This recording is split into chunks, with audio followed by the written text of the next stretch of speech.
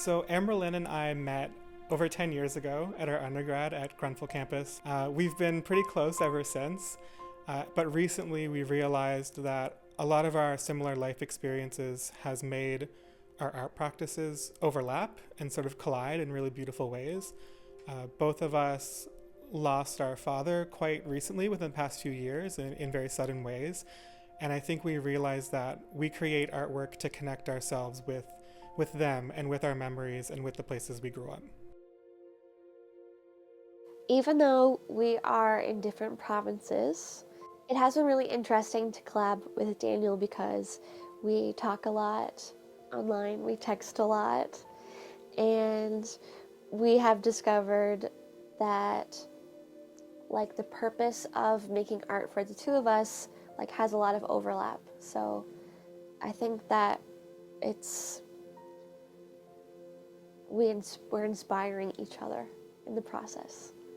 We are doing a piece called Networking, and for this piece he's going to be knitting a net out of unconventional material, and in this case it's going to be wool, and I'm creating hundreds of porcelain capelin for audience members to come up and to paint in their very own way.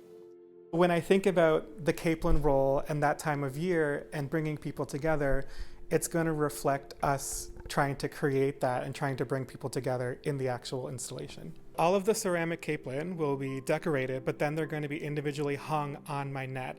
That's going to be roughly 5 feet by about 20 feet long. And so as the project grows, more and more capelin will continue to create a swarm on the net. And that'll be reflective of how they exist in the world, the capelin rolling in groups. And so being able to recreate that with everybody's unique perspective reflected in the capelin, I think is going to be really special. Right now, we're both representing very traditional Newfoundland ideas and culture points, but in non-traditional ways. For me, for example, my father was a fisherman, and I'm painting fish. For Daniel, his grandfather would make nets for fishing, and now he's knitting them. Using these sort of traditional methods are very evocative of our upbringing, of our fathers, of our families, but also something that's been exciting to us is how we're taking those traditions and approaching them from a new and unique way.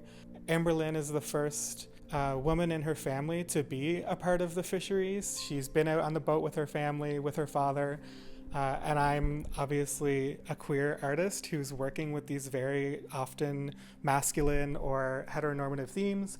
And so we're excited to sort of take these themes and twist them a little bit, but it'll still be very representative of who we are and how we grew up.